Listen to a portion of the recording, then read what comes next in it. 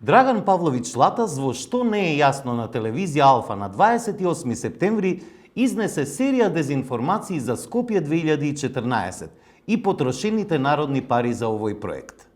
На еден од нивните владени, провладени, невладени портали, Призма, можете да видите детално Скопје 2014 за што се потрошени парите.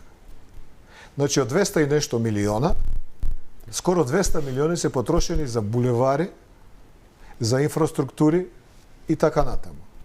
За споменици и слично се потрошени неполни 20, околу 20 на милиона за се. Значи, не се само спомениците, тука се и украсни фасади и така натаму.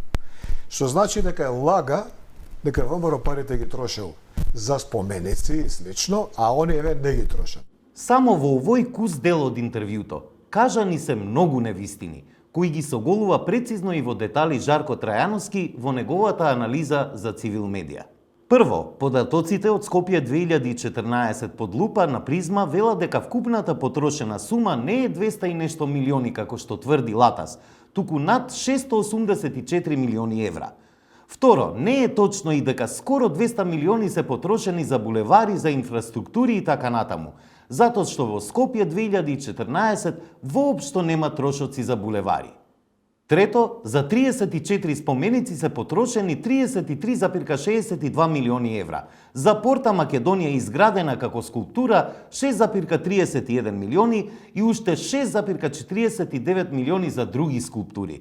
Значи, за споменици и скулптури се потрошени над 46 милиони евра, а не неполни 20 како што тврди Латас. Исто така, не е точно тврдењето на Латас дека во тие 20 милиони се вклучени и украсни фасади и така натаму.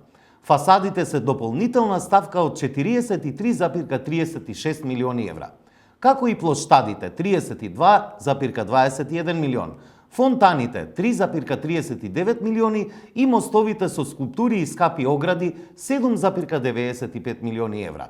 А во останато е вбројано и партерно уредување кај МНР, како и одржување, илуминација и останати трошоци.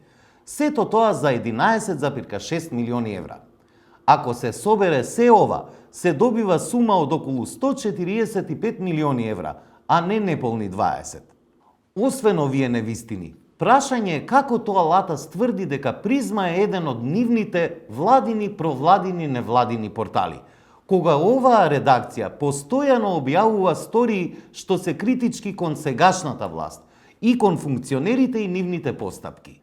Или можеби Латас тргнува од личните искуства, кога медиумите со кои тој уредуваше, според негово лично признание, се полнеа со вести кои беа нарачани од власта на Груевски.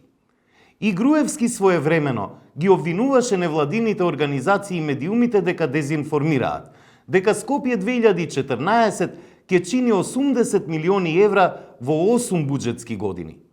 Очигледно сето тоа е далеку од вистината, а токму Груевски и Латас се тие што ја дезинформирале и ја дезинформираат јавноста.